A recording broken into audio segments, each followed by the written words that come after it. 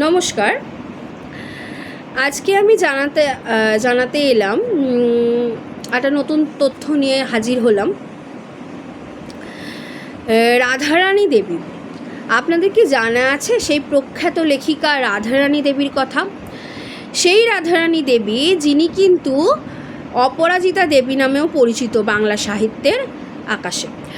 বাংলা সাহিত্য জগতে অপরাজিতা দেবী আর রাধারানী দেবী একই ব্যক্তিত্ব, কিন্তু দুই সত্তা। আমরা অপরাজিতা দেবী নামেও ওনাকে চিনি। এছাড়া উনি ছিলেন রাধারানী দেবী। রাধারানী দেবী ছিলেন নবনীতা দেবসেনের মা।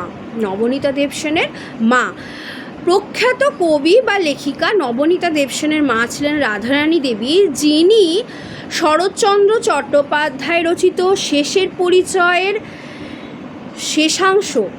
পরিচয় উপন্যাসের শেষের অংশটুকু উনি লেখা সম্পূর্ণ করেছিলেন। এই রাধারানী দেবী, শরৎচন্দ্র চট্টোপাধ্যায়কে বরদা বলে সম্বোধন করতেন।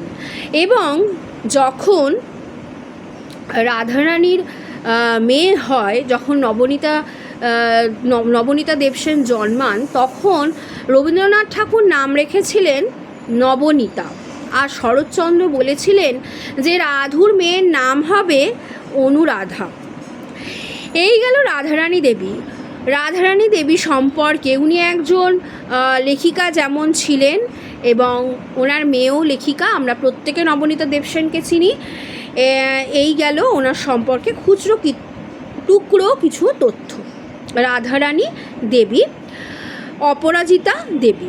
আমরা কিন্তু অপরাজিতা দেবী ছদ্মনামে উনি লিখতেন, কিন্তু অপরাজিতা দেবী ওরফে রাধারানী দেবী বলতে পারি না।